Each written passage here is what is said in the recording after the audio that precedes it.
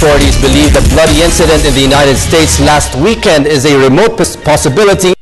20 school children and 6 adults were shot dead by a lone gunman inside a school in Newtown, Connecticut. Alvin Baltazar reports.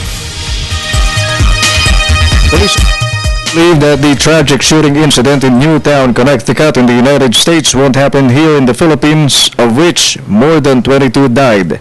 PNP Firearms and Explosives Office Director Chief Superintendent Raul Petrosanta said that unlike Americans, Filipinos have lots of ways to make life easy to handle.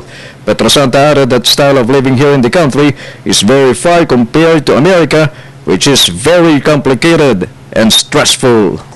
So far, wala pa naman tayong insidente gano'n, no? Kaya nga, kino-compare ko yung masayahin kasi yung Pilipino mukhang stressful yun sa US because of siguro dahil sa standard of living nila masyadong mataas, expectation sa bawat isa. So medyo nakakalimutan nilang tumawa. Dito sa atin, marami tayong diversions na pwedeng gawin para maging masaya ang isang tao. Petrosanta pointed out that the usual incidents here are petty fights, as no similar data of the Connecticut case has been recorded.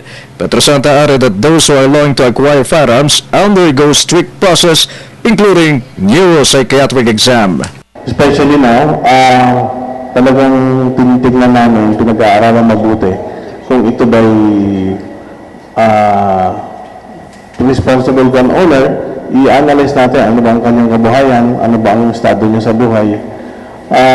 Tinitingnan natin lahat yan, ano? On July 20 this year, premiere night of The Dark Knight Rises in Colorado, USA got spoiled when 12 people were shot dead and 59 others were wounded after a gunman went on a rampage. For the People's Television, Alvin Baltazar.